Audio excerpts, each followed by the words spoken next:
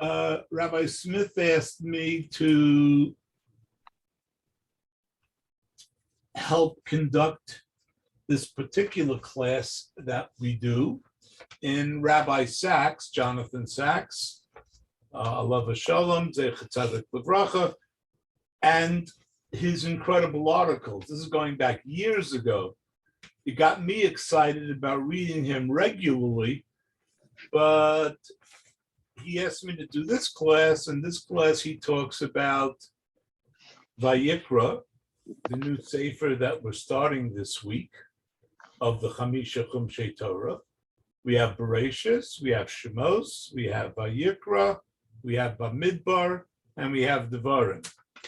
What is Bereshis all about? The beginning. From the beginning, the creation of the world, and then a number of individuals. It is speaking solely about individuals in terms of their interaction, particularly our forefathers and mothers, in terms of what we learn from, we learn a little bit from Noah, we learn a little bit from some of the other people before, but the main lessons that are important for us come from our avos and imos. And that's what Sefer Bereshis is occupied with.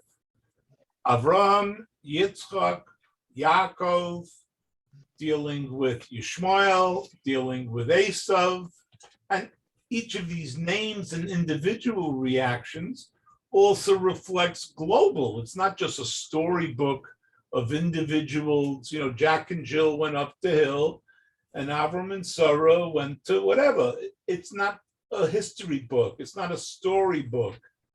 As I was saying to people recently, I said, if a spaceship landed and a hand came out and dropped 5 books on the floor and then took off again, would we pick up those 5 books? Would we try to understand it? Would we rip it apart? Would we try to figure out, is there a hidden meaning here or what is it there? Books are not necessarily the way, and life in the world is not necessarily the way we are. So that's Sefer Bereshis. What is Sefer Shemos? Feel free to wake up anytime. We just finished Shemos. Come on. You can do it. What was Sefer Shemos about? The beginnings of the Jewish people. Yetziat Mitzrayim, no? The birth of the Jewish people as led by Moshe Rabbeinu. Correct. And when you really get into, I've been getting into a lot of the literal translations of the words, because I have taken a particular fascination to the words. As I said, if Martian left 5 books, you try to figure out everything. I've been trying to focus my time on the words of the Torah.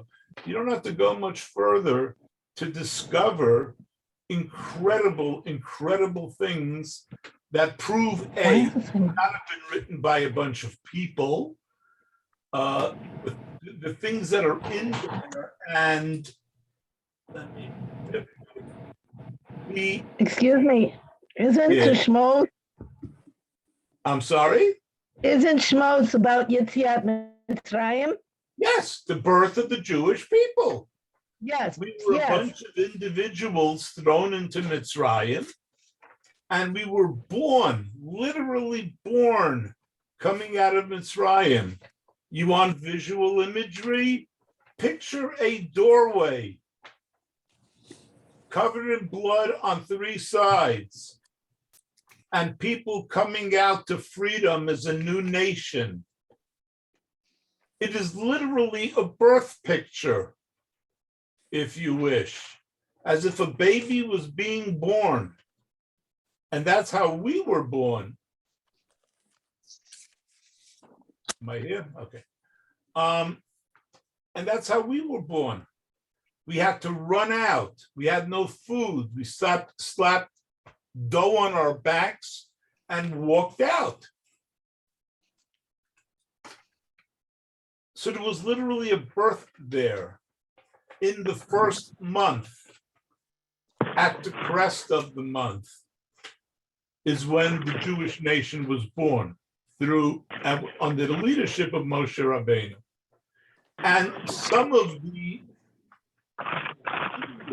things, because most of Shemos and Bamidbar are dealing with the Jews evolving from a slave nation that had some old traditions some of them knew about. They didn't have mitzvos, which is why they were close to the level of the Egyptians. They didn't have much of anything except of what they managed to pick up and whatever traditions there were in terms of there's a God, there's a good God, believe in God. But there were no commandments. Yes, Robert. I guess I have a question, Isaac, and I don't have the answer. That's why I'm asking is, we were the Ivri, we were the Hebrews. So when did we transition from being the Hebrews to the Jews? No, I think we went along, well, we were, what do you want to call us at that time? We were not B'nai Yisrael until after Yisrael. After Yaakov, we first became B'nai Yisrael. We were Ivrim under Abraham. We Right. saw one thing. We're not part of this world. We're not interested in everything that's going on. Our purpose, and this gets into this also, and it can sound very funky sometimes, and I listen to myself saying this, and I go, wow, where would I have been excluded from in my 30s and 40s as a lunatic? But basically, the essence of Yiddishkeit is there is a God. He created it. Isaac, can you mute us because there's background interference in hearing you? Sure, I'll mute everybody. I have to just learn how. That's right. No, if I mute this, it's going to mute me. No, I think everybody else but Here we you. go. I don't know. Here we go. Test speaker, computer. My boy. Mommy loves you. I don't see. Wait, audio settings. There is a mute button that you can I know there push. should be somewhere here, but I don't run enough meetings to know automatically with noise. Let's make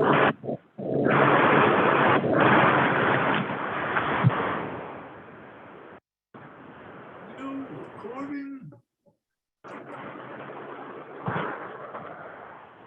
I'm There's sorry. someone with telephone number 786-375-7938 Yeah, they're breathing on the phone. needs to mute himself or herself. Oh, wait, there we go. I just unmuted. I just muted them. I Good. guess I muted everybody. Maybe not. Not I muted everybody, the one I but needed to mute. the important people to mute, you did. I muted the one I needed to, right. Fine. Right. So we were saying, yes, the idea of Yiddishkeit, it's very simple. We learned it right as children in kindergarten. It's just so hard to take that kind of pure honesty and pure belief with you and operate with people in the normal world. You can. I tried to through my law profession. It was funny. I found out later my nickname amongst other lawyers and even some judges was the Rabbi. I didn't sit there talking Torah. I tried to conduct myself in a way that I thought should be a Kiddush Hashem. That was my goal from the very beginning when I started in law.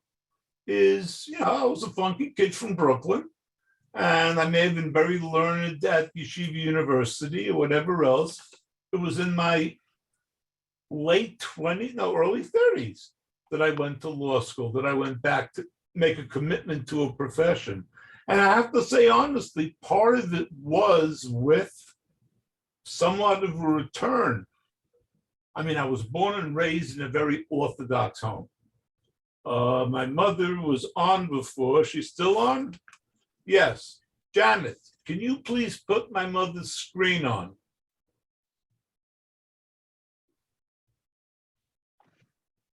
Oh, maybe she doesn't hear me. Okay. But behind her is sitting a picture of my father's father and my mother's father. I mean, my father's mother. Came from Lezhensk, immigrants. My grandfather was the Rosh HaKol, the community head of Lezhensk. It's a little hole in the wall in Poland. But that's also where the Rebbe Elimelech came from. And he made it into big story. And then when he passed away, it faded back into memory. But I had somewhat of a return because in my late 20s and early 30s, being divorced and hanging around Manhattan and living in the village, I was not involved so much in Torah classes, and especially not the way I am now. But the idea behind Yiddishkeit, and this is what I try to bring, we are different. The trouble with Jews coming to America is we try to blend in. The name of the game is to proudly say we are different. Why are we not better? Different. Our focus is on something else. Our focus is on the spiritual. Because all the stuff that's going on, wars, peace, hunger, everything that's going on in the world has nothing to do with what we have to do. Our job is to serve God. How do you serve God? You can serve him in terms of being a representative, which is what we are, right? I'm Kadosh, Mamleches Kohanim v'Goy Kadosh. We are a nation of priests. We're supposed to be priests of Hashem. Somebody sees a Jew, talks to a Jew. He listens to how somebody whose head is not in the gutter, but whose head is supposedly up in the heavens. He prays 3 times a day. He makes 100 blessings to God. How often does a guy say God in a day? Think of God, seriously. Think of God in a day. I say it depends how many times he hits his thumb with his hammer. So he can say God. Yeah. Where else does a guy say God during the day? In terms of involvement, business-wise, we are brainwashed as children, thank God. That's why people who were not raised in the Orthodox community have some difficulty as adults in some ways. In some ways, they have an advantage that they were not brought up to just go through the motions by rote. And that's what happens with most observant Jews. You get locked into the routine. Why are you doing this? Because I have to. Because I'm supposed to. I have to do this, and I have to do this, and I have to do this. I have to be home by this time. I have to be in shul by this time. I have to study this block Gemara tonight. I found one of the most effective things that I did with my life is I tried to stop saying I have to. I have the opportunity to. I get the chance to. And that's the way I look at everything that's going on. Whatever I'm doing, I get the opportunity to get a bite. I have the opportunity to teach a class. I have the opportunity to read a decent book. My whole day is filled with achieved opportunities. I took advantage of the opportunities that I had. And yes, it makes me disgusting to talk to, maybe long term, because I am generally very, very optimistic. Doesn't mean I'm not a realist. I mean, in my professional career alone, I started representing Carl Icahn. I was his hitman in New York, the takeover guy. I handled lawsuits and fights he had with companies he was getting rid of or buying or whatever it was. These are the kinds of clients that I had. Fortune 100 top companies. When I first came to Miami from New York, that was New York. I came to Miami. My first client, my first trial was in federal court. We represented a container company that manufactures these containers they use on ships. And when they no longer are seaworthy, because they're old, they're cracked, they get a hole, nobody's going to pack 10,000 paper cartons in a container that while it's coming over from China, it gets wet and everything inside gets soaked. So they retire them. How did they retire them? So they came up with the idea here in Miami, because Miami was a particular dead spot for shipping things. Everybody was dropping things here, but stuff was not going by land from here up into the United States. Each trucker had their own. They weren't using the retired containers. So they started renting them out to stores to use as an extra storage place. People were using them warehouses. If you go to kosher market around Pesach time, you'll see one or two there because they packed them with all the extra food that they need to take into the store. We moved to Florida a week after Hurricane Andrew. People were renting them to store stuff that was destroyed down in, whatchamacallit, the whole South area that got destroyed. Homestead. They were renting them by the thousands. People were living in them.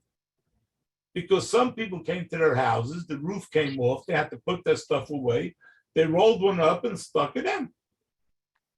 And some people didn't have a roof left on their house. So they figured they got one for the goods, they had one for themselves. They were living in them. So my client was this company who was being sued by a towing company in Miami, big towing company, who said they had the exclusive to move all containers down in Florida that belongs to my client, to Homestead, whatever, and they're owed a couple $1 million because we let other truckers take the containers. My first federal trial, I came in with a yarmulke. It was a big fight. The other lawyer, he can't have a yarmulke. I finally looked, I go, why not? What's the problem with the yarmulke? Well, people may believe you more because you look more, whatever. Fine, here's a yarmulke for you too. And the judge wouldn't have it, but he was an anti-Semite in a different way. I was confronted with a lot of very interesting anti-Semitism in the federal courts as a practitioner, and I decided my best not to do it. So although I was a very good trial lawyer, I did very few. I used to either settle them or whatever. Not that I was afraid to go to trial. I've won every trial I've ever been on, thank God. And Baruch Hashem, it was from Hashem doing it, not me. But as I dealt with people, so first I dealt with the titans on Wall Street who thought they were machas. Then I spent 10 years running the Aleph Institute, dealing with thousands of Jews in prison. So you talk about getting a headache, going from one extreme to the other extreme. And that was the legal work I did for 10, 15 years after that. And I saw more of Hashem's hand there than anywhere else. And I got to deal with issues of fair or not fair. And it was interesting stuff. I had a very interesting, storied career. But I can look at it and say, and I can see, I always had Hashem in the back of my mind in terms of he was my partner there. And I constantly talk to him because the reality is there is nothing else in this world besides you. You are the center of the world. You are. You wake up by yourself. You go to sleep by yourself, no matter where you are. If you're in South America, if you're here, if you were back when, it's you. It's the same, I mean, in terms of the being that's there, the memories that are there, the actions and the words that come out. Just you. Nothing else is real. Now, we say that when we say Hashem. Hashem is everything else. The creator of the world runs everybody else, tells them what to do, makes things happen to coordinate with you. So you're the only focus in this whole story. You really are alone in the world. It's you and God. Anything you do, you're responsible for, because you did it. And anything that you didn't do, Hashem took care of. You can't blame anybody else. Doesn't pay to get angry at the guy who messed up with this, because siyata d'shmaya. Hashem meant for it to happen. We're not going to get into good or bad or anything else. I'm just talking about existence. What exists in this world? In the reality, it's you and Hashem. Everything else are just bit players. Could be very important bit players. Your wife. I mean, I believe I have been fully devoted to Shoshana in every way. I look at her in terms of how God saved me. With no way in the world that I could have imagined it, that I should have deserved it. And it was a gift to me. Where was I? I was divorced, no children, single, close to 40, just coming out of law school. Along comes Shoshana, a little younger than me, divorced, no children, similar backgrounds. She's Hungarian background, I'm Polish background, but we were both brought up in our respective Jewish communities, went out and played in the world for a while, and then came back to Torah. And we went to the same seminar together, the Discovery Seminar, where we were just sitting there looking at what they were showing from the Chumash, stories, associations. Yes, Ruben. No. Connection, that's what I look back now, and the gift, we keep saying Moshe and Hashem. Hashem says, you can't see me in the face and live. We cannot go ahead and see Hashem and predict based on that. But if you really spend time thinking and looking back without getting caught up in all the reactions that we do, and it all comes from one thing, ego. Because if you're left with you and Hashem, the only one who can screw that up is you. And your ego does that because we have a drive within us that makes us fight every which way to be free, not to have to listen to anybody, not to have to obey, which is the basic drive that we get from our training. We get this from the way we are brought up, that you resist control, that you don't have, look at what the kids out there are learning today. I mean, television teaches respect, the elders, the teachers. I knew when I grew up, and I grew up in the 50s and 60s, when cute cartoons were on. But the father still got hit in the face with the rake. And when somebody tumbled is when you laughed. Even the old pure cartoons were not holy thoughts. I mean, I don't know how to put it better. And I don't mean holy in a dry way, but I mean, they're not uplifting. They're not made to make you think good of anything. That's the problem. They're made to entertain you. And unfortunately, our worst reactions are the things that are there quickest to entertain us. So Shemos was about, I'm not off track. All of this is still on track with what I'm supposed to be doing. I don't need to think I'm wavering too much. So Shemos is about the birth of the Jewish people and primarily the time between Yetzias Mitzrayim through what we went through with Amalek, with what we went through with the Egel, with what we did in the Mishkan that finishes off the Sefer of Shemos. And what is Vayikra? Folks, Sefer Vayikra, the book of, I'm not going to say it in English because that will give it away. Sacrifice. Vayikra. Yes, Rabbi Levi. Sacrifices.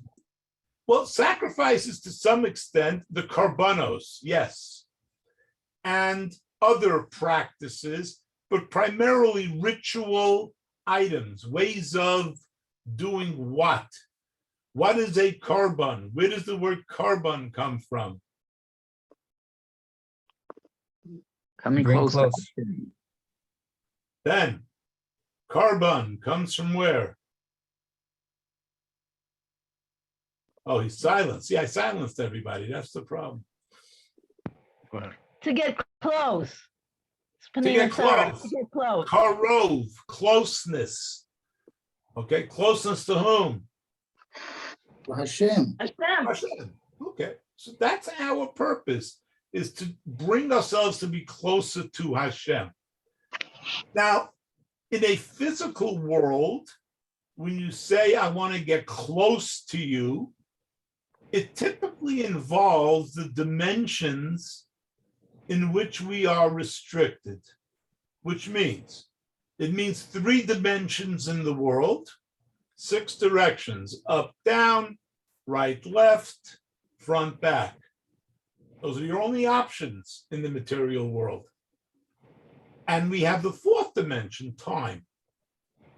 So getting close to somebody means physically being close to them.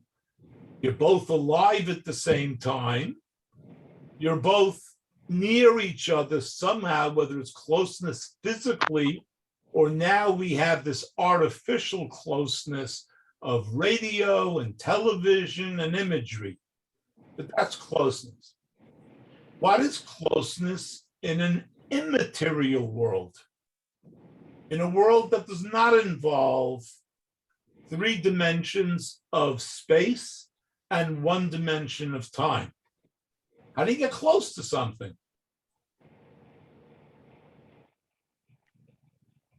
Anybody think about it? How do you get close to?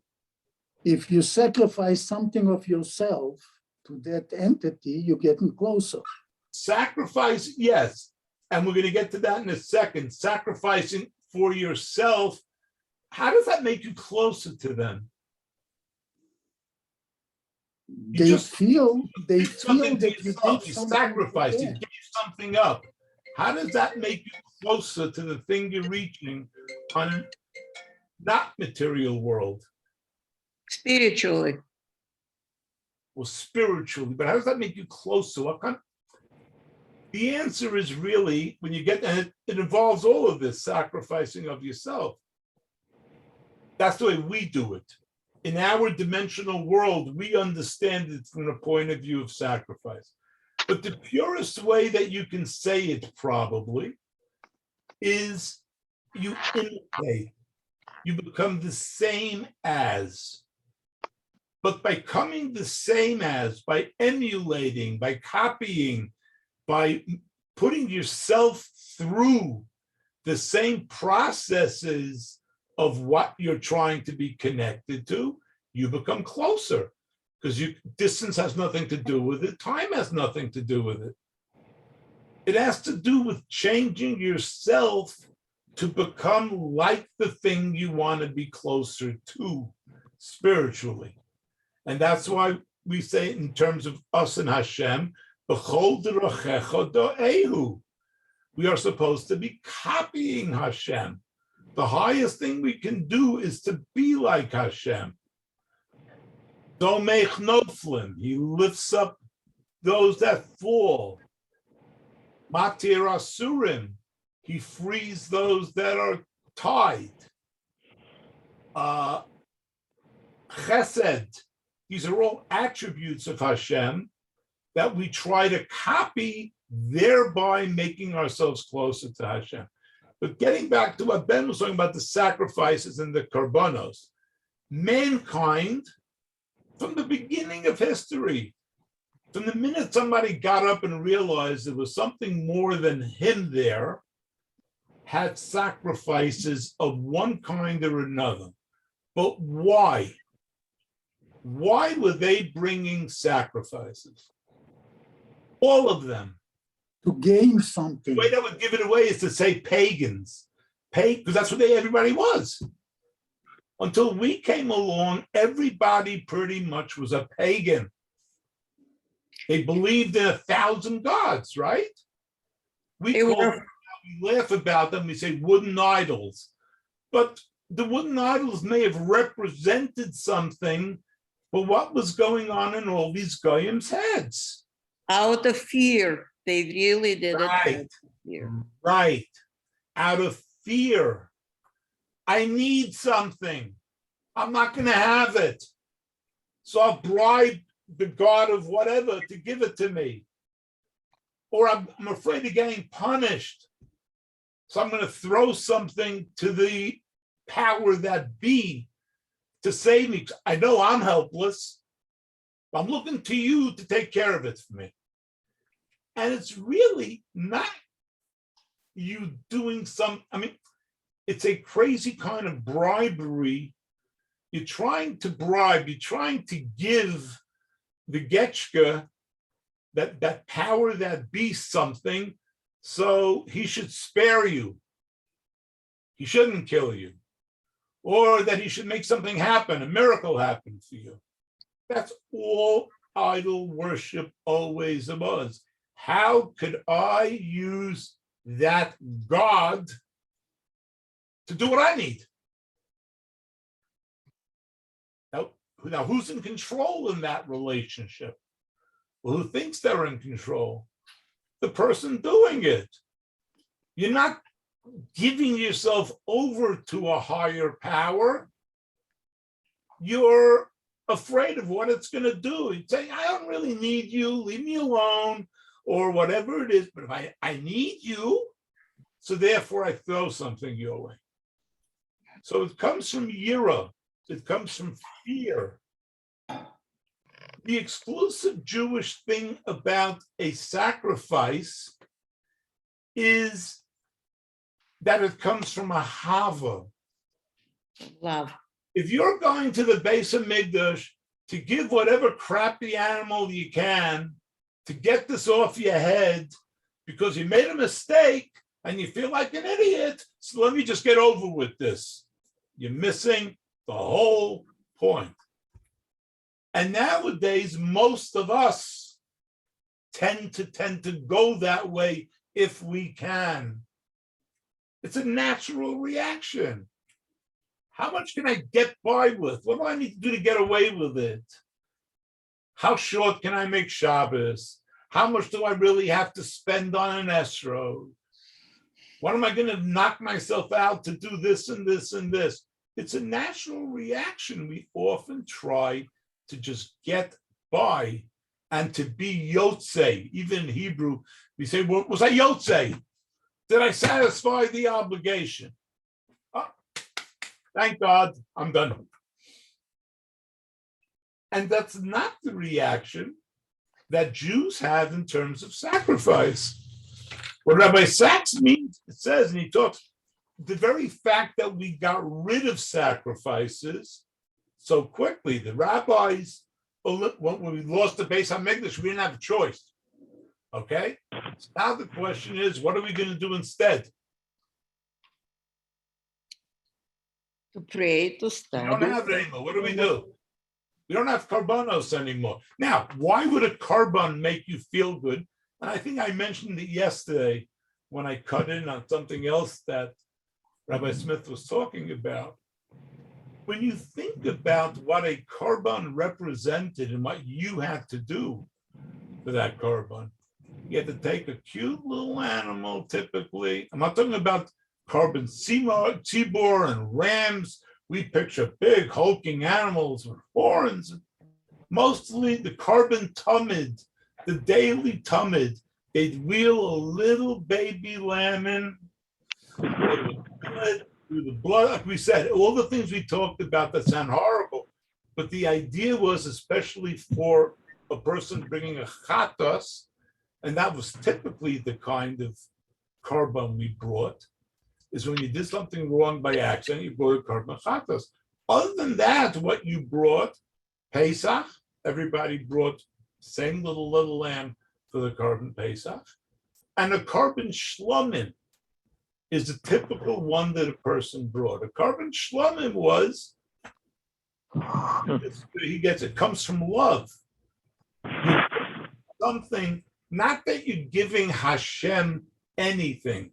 Giving the animal is not a way of us sacrificing, but the time involved and the emotions involved and the money involved, the cost involved.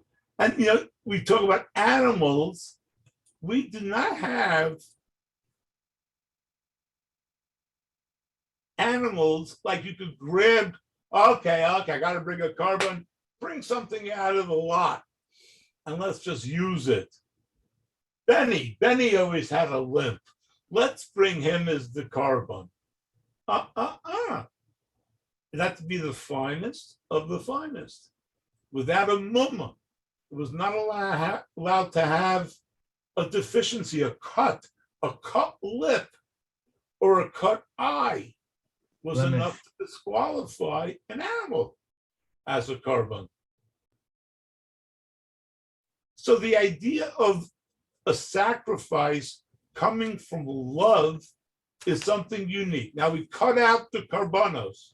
We couldn't. The Beis HaMikdash is smoking. Can't bring a korban. What did the Rabbanan decide should be the replacement for the korbanos?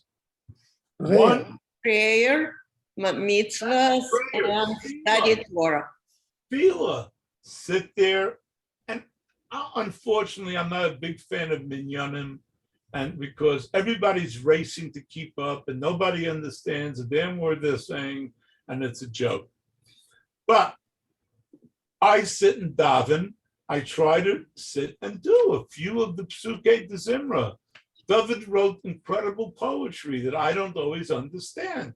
I take longer to daven because I'd rather do 2 or 3 paragraphs and really let it sink in than whatever. I don't want to advocate anything. But tefillah is a very important connection to Hashem. What is another thing that they put in to represent? Talmud Torah. Learn the Torah. And when you say learn Torah, it's such a wide world. People like are so afraid to pick something. I speak to non-religious friends of mine, they go, Torah, what's Torah? Torah is whatever you want it to be. There's 5 books, and then there's 19 other books if you want to read more stories in the prophets. And then you got the Talmud. Pick anything. Pick it by the subject.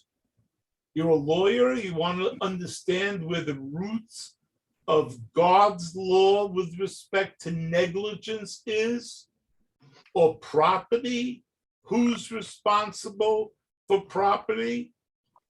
I remember when we were doing in contracts, they're going crazy with UCC regulations, and Yeah. it's all in the Gemara. If you look at Baba Kama, Baba Metzia, and Baba Basra, you have everything you can want in negligence, contracts, and property.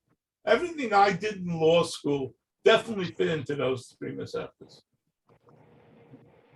So start from there.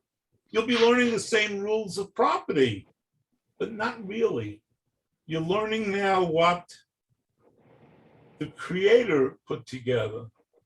And we have to accept immediately, we keep forgetting this, but we have to accept immediately Hashem is not only generous because he created us.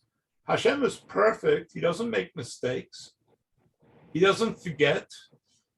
We keep saying, oh, well, Hashem must have forgotten this. He didn't think of this. I look at myself in the mirror when I say that. I go, give me a break. And that's an important part of doing it. And what's the third thing that they put together to do? Tzedakah. That's a duck. Tefillah, Torah, and tzedakah. And what is tzedakah? Mulut chasadim. Of yourself, right? But you're not. You're passing along what you got and making good use of it.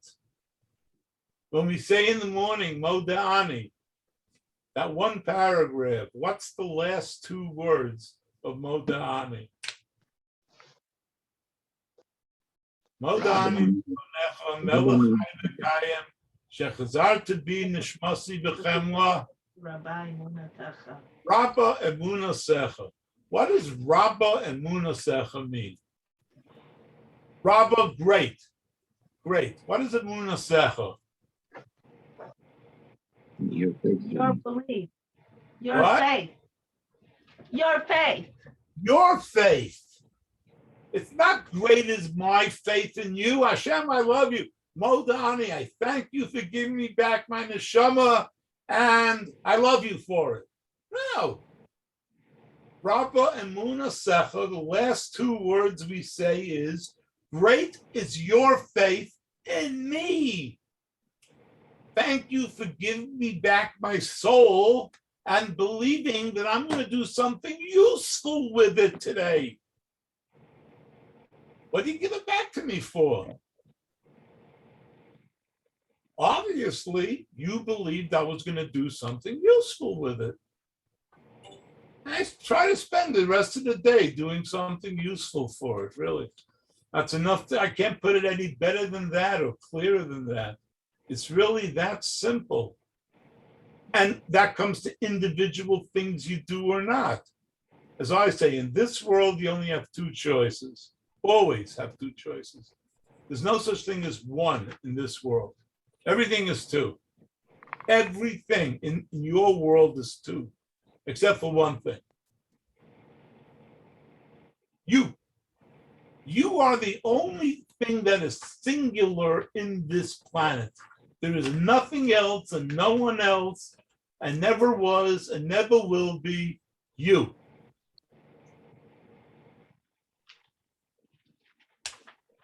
When you think about it, I would say lower level of Hashem. Yeah. You have power. You have power to do anything you want. And you recognize that you pay a price for that. Everything balances. So Rabbi Sachs gets to understand sacrifice as opposed to the Goyim, from whom sacrifice was giving up something out of fear and trying to get the God to do what you wanted it to do. We, on the highest level, love Hashem. V'ahavta es Hashem Elokecha. We say it twice to convince ourselves. We have to love God, period. God is perfect, period. No, God does not make mistakes, no, period. no. And everything is for the good. There is no reason why would a perfect God want to hurt anything? It's a matter of accepting that. If he was perfect enough to create you and keep you alive all these years, what in the world would compel him to do something bad? Look at all the good he did with you. I can't imagine that same entity doing something bad. So it's a matter of accepting that and offer. Okay, he gives a very good example when he talks about, okay, what then was sacrifice in Judaism? We just said with Goyim, in terms of the practice of doing service to a higher power, it was basically trying to bribe that All right. power. Yes, Ruben? I'll be done in 15 minutes. It just went off anyway. Yeah. All right. I never. So with Judaism, is basically, we love what we are willing to make a sacrifice for. Why do you give up on certain things for a spouse? Why do you give up certain things for a child? Why do you change your schedule? Anything that's minor is changing a schedule or eating someplace else than where you would prefer. Make each little minor thing as if that was the end of the world. That's the most important thing in the world. But you do it for that person or for that entity or cause or whatever it is. Why? Because you love it. So you don't mind making a sacrifice. In fact, you often go out of your way to make a sacrifice for something you love. You run around thinking of what's that cute thing I know she saw that she wanted that I could get for her. And knocking yourself crazy, to find it or whatever, or to pay for it. Or what was the thing he said he liked to have? And we go out of our way to say for what we love. And that's where he says, and of course, the whole idea of carbon. He says something really interesting. In Sefer Vayikra, the whole book of Vayikra, how many times does it say Hashem's name? Yud K Vav K, which is the name of Hashem that we say constitute love, and all the good things that he does. 209 times.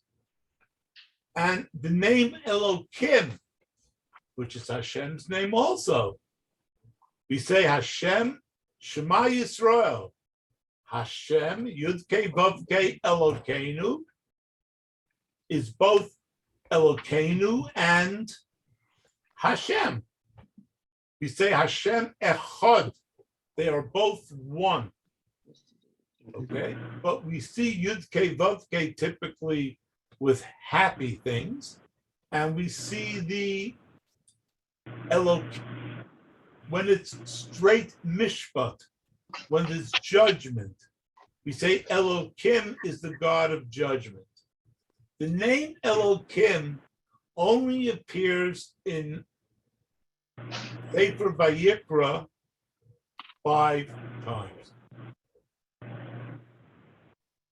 209 times we have Yud Kei Vav Kei. I think that's significant. He thinks it's significant.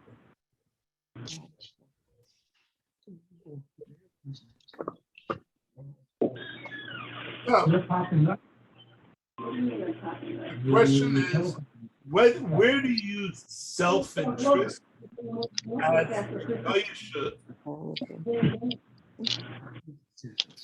side? Where do we serve God out of fear and serving God out of love? And that is where the main distinction is. Now, he's talking about in terms of non-Jewish philosophy. Everybody does things for themselves in a great way. Whether you want to say socialism, you should be doing it for the greater self, but it's still self. It's your society that you're doing it with. Or market capitalism. The idea is let people be free to make as much as they want, as they can, and this will help everybody by lifting everybody up. Now, he does get into the very end where you have love as sacrifice has become very thin in life. We see this specifically in relationships. Throughout the West, fewer people are getting married. They are getting married later in life. And almost half the marriages end in divorce. Throughout Europe, indigenous populations are in decline. To have a stable population, you have 2.1 children per female. Except for Friday. Friday. Sorry? Anna, Simone?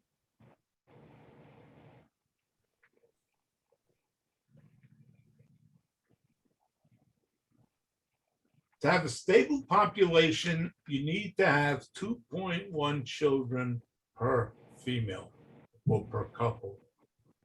In 2015, the average birth rate throughout the European Union was 1.55.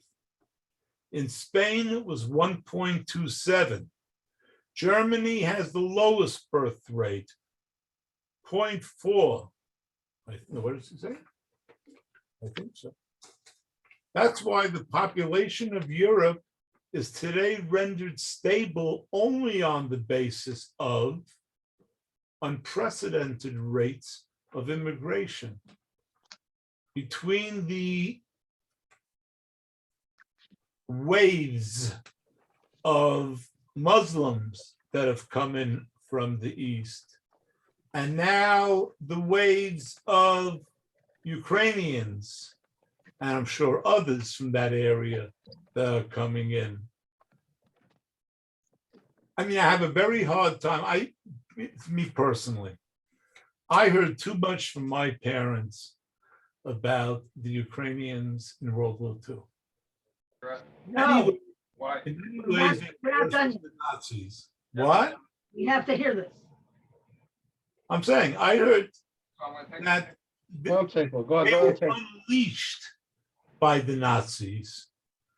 They weren't, following the Nazis or copying the Nazis. They were basically happiest in the world that they were finally let loose to do what they wanted to do with the Jews. It appears, obviously, some things have changed. But my only interest in that part of the world, get the Jews out of the way, the few that are still there. Most of them came out, I would like to think, because of work I did in my teens. I was very involved in the Soviet Jewish movement, and it was my mission to help 3 million Jews get out of Russia when they did. And Baruch Hashem, they did. Many came. Now, does it go in other directions? Of course. They're not all from, and they're not even all Jewish.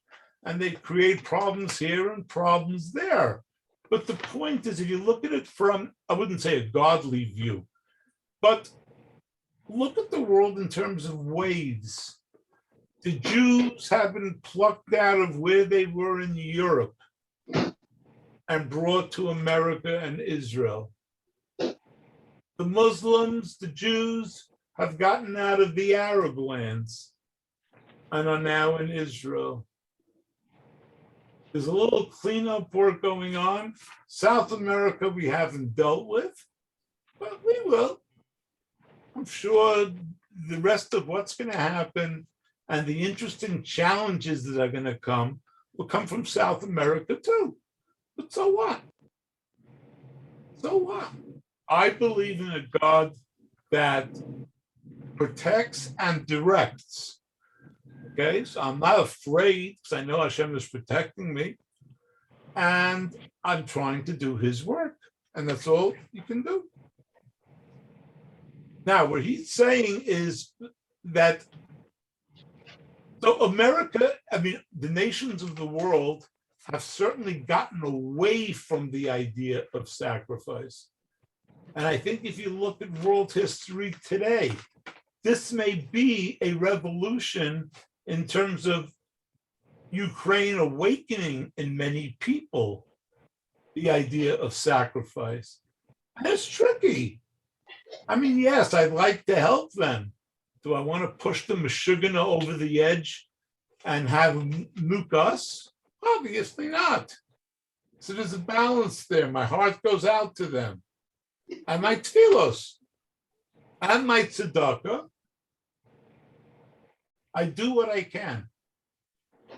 Praying for them is one of the most important and valuable things you can do. giving some tzedakah is one of the most important things you can do. And if you're confused or not understanding, why should I do this? Or how should I do this? Learn a little Torah.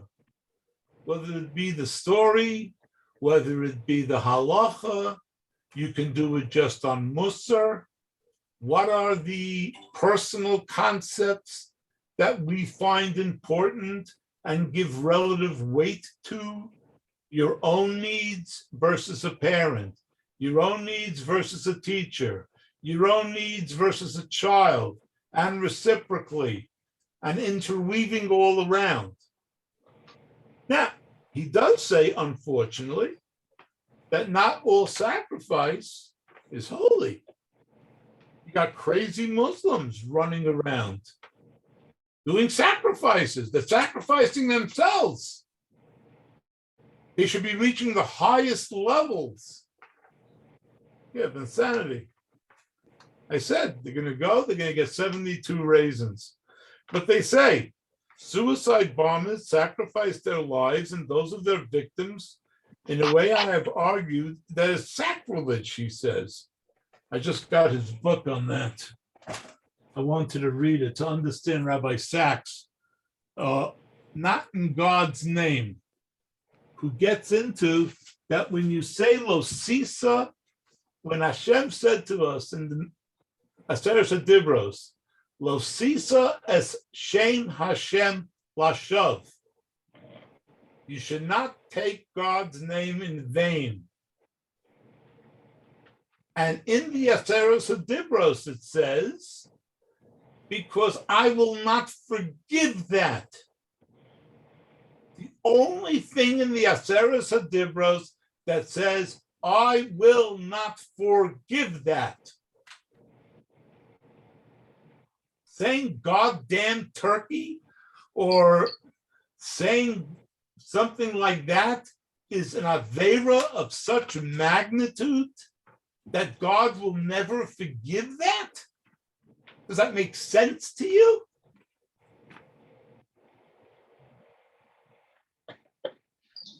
Anybody? You never think about it.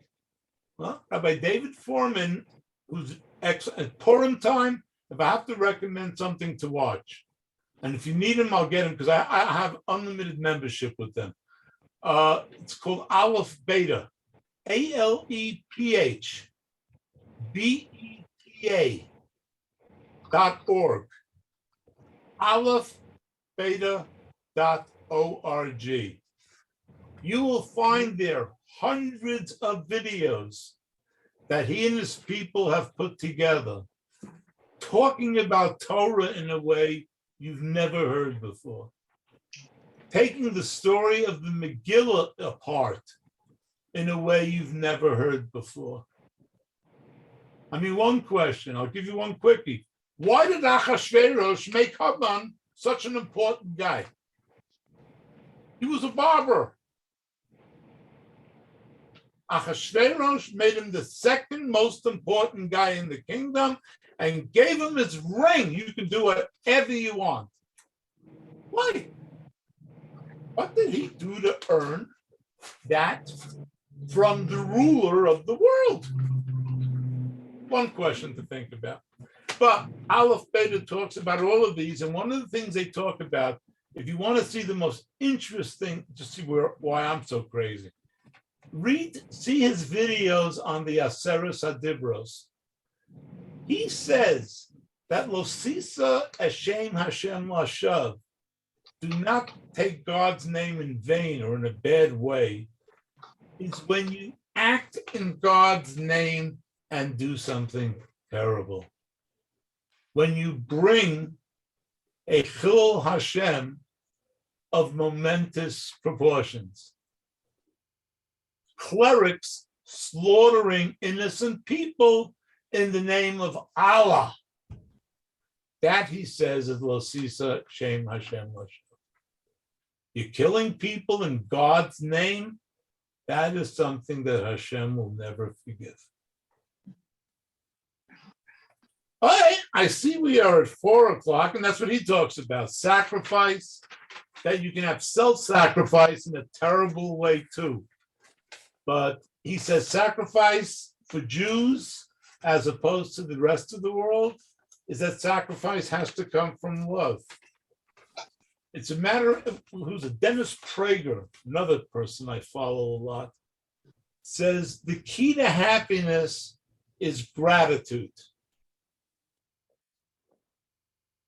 If you are grateful to somebody or something, you're happy with them. So the key is to look, to be grateful for things. Again, going from I have to do to I get the opportunity to, or I get the chance to, makes all the difference in the world. It's switching things from a form of yira to a form of ahava. And that is the closest thing that can bring us closer to Hashem. Yahavta as Hashem Eloka. Yeshar koach. Very welcome. Any questions? Yes, Any, Isaac, Ochecha. anybody want to Isaac? respond? Okay, Yes. Can you hear me, Isaac? yes. She doesn't hear you. I could hear you. Who was it? I think it was Phyllis. I don't know. Zehu. Ben, thank you for your help. Naomi, Anna, and Simon, and Rabbi Levi. Thank you. Thank you very much. Thank Great you. lesson. How do you end these things? There was only